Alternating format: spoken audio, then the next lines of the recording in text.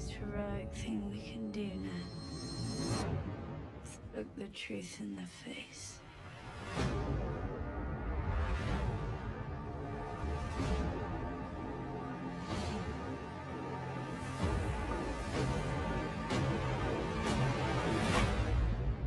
The Night King is coming.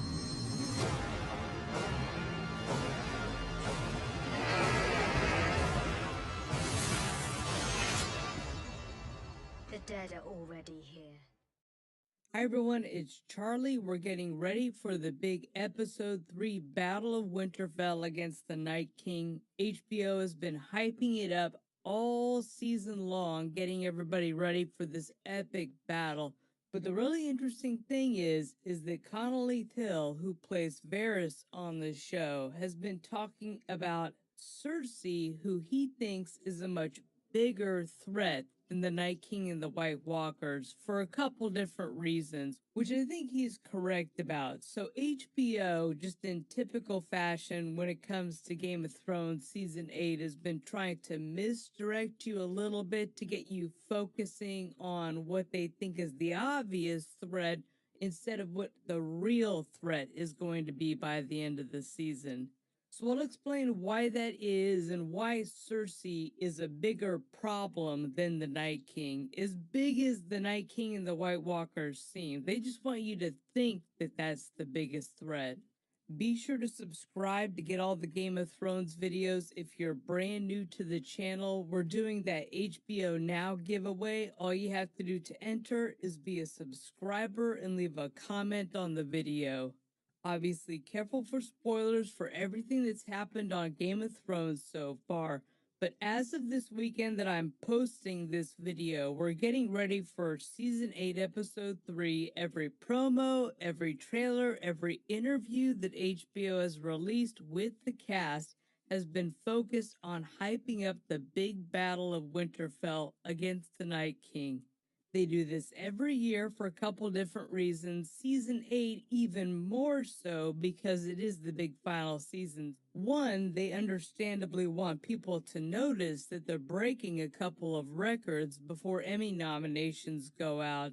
It's the final season. They spent something like over $100 million in more than a year making these 6 episodes. So it's understandable that they want people to pay attention to what they're calling the biggest, longest battle in TV history, longer than the Battle of Helm's Deep in Lord of the Rings, The Two Towers, which was about 40 minutes long.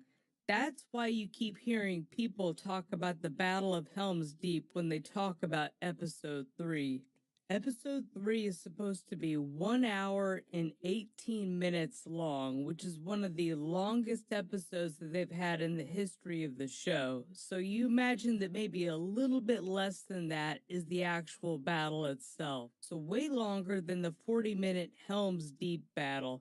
But two, the other big reason why they've been pushing the Night King and all the marketing is the big villain of the season is because they know that people expect it. He is one of the core villains of the show, regardless of what you think the real threat is, and they still want to be a very twist-driven show this late in the game. Like everybody talks about the big moments on Game of Thrones, the biggest twists, like during Winds of Winter in season 6 when Cersei blew up the Great Sept. Nobody was expecting them to do something that epic until they saw that they were seeding that with all the wildfire and Qyburn telling her, oh, we found some more, much, much more.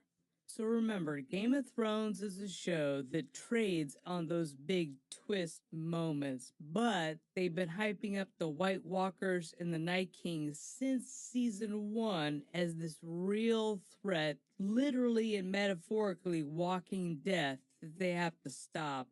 Core operating narrative structure of the show being setup, payoff, in reversal. They spent 7 seasons setting up the White Walkers as this big threat, Brain gave us the stakes in the explainer in episode 2 last week, the show's way of explaining the mythology behind the Night King. This is what he wants to do. He wants endless night. He wants to eliminate man as a species. The next step in that narrative would be to pay off that setup, which is what this big battle is going to be during episode 3. Presumably, obviously, big twist within each episode. I don't think that the battle with the Night King is going to end with episode 3. But even then, in the grand scheme of things, Jon Snow and Daenerys eventually defeat said Night King. It just probably won't happen during episode 3, but it'll eventually happen later this season. But eventually they do defeat him. That should mean that they've saved the realm, right? Because the payoff to killing the Night King is supposed to end the threat to the realm. But here's the thing, it doesn't though. Big twist, because the next step in that narrative is the reversal. Setup, payoff, reversal. The reversal is the surprise twist you never saw coming, or maybe you did see it because you were expecting them to do this.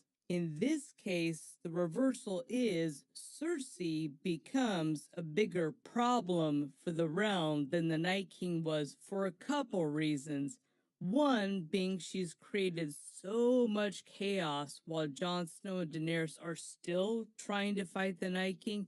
Cersei is making things way harder than they need to be by double crossing them, not sending the extra Lannister soldiers she promised, then turning around, taking out a massive loan from the Iron Bank, putting the crown back into serious debt, only to use that money to hire 20,000 Golden Company mercenaries to destroy any of Jon Snow and Daenerys' forces that just happened to survive the Night King and the White Walkers during this episode 3 battle.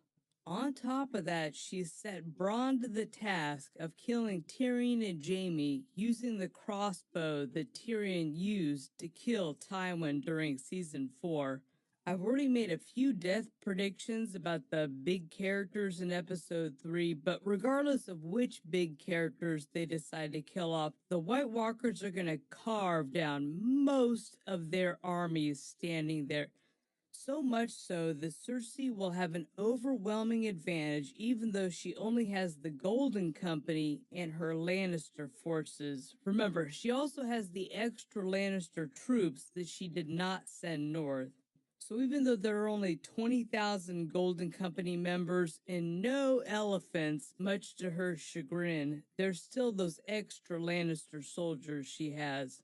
She also has Qyburn's giant scorpions for killing Daenerys' remaining 2 dragons.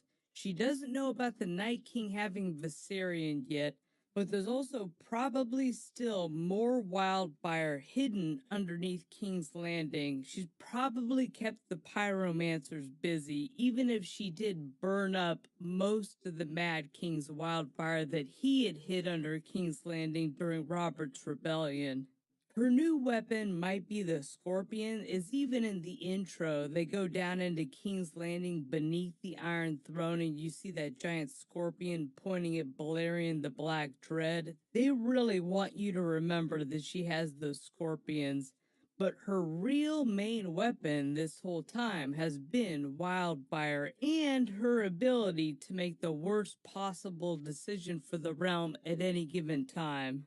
Which means pots falling, which means fire inside the walls, which means the poor trying to defend the city end up burning it down. We have been working tirelessly, day and night, ever since your royal sister commanded us to do so. The contents of this room could lay King's Landing low. So even though the Night King is more of a traditional threat to the realm, Cersei is an even bigger problem. Right now, the advantage that Jon Snow and Daenerys have over the Night King that they do not have over Cersei is that the Night King just has numbers in his favor. He has a lot of special abilities. He has Viserion, but he has the ability to raise the dead, so he can exponentially grow his forces during the battle as things get worse and worse. The more of their forces that he kills, the more that he can add to his army. The thing that Cersei has that the Night King does not have is intimate knowledge of all the northern forces, all the big players, the main characters. She has a lot more info about how to twist the knife, so to speak. And given the opportunity, I think that she'd sooner burn them all, Mad King style, than give up the Iron Throne to Daenerys and Jon Snow. She'll do anything she can to keep herself on the Iron Throne, regardless of what's left of the realm after the Night King. So I realize that's ignoring a lot of the relationship politics that are going on between Jon Snow and Daenerys right now, Sansa and Daenerys over the fate of the North after the battle that all just happened during episode 2. But all of that is unimportant until they deal with the Night King, then deal with Cersei.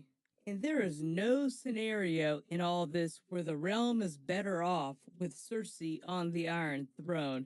If she's ruthless and calculating now because she thinks she's fighting for this baby of hers she's growing that belongs to Jaime that Euron thinks is going to be his eventually, this second chance she keeps talking about is a chance for us to start over before Jaime left her. How mad is she going to go when she loses the baby, probably later this season, and metaphorically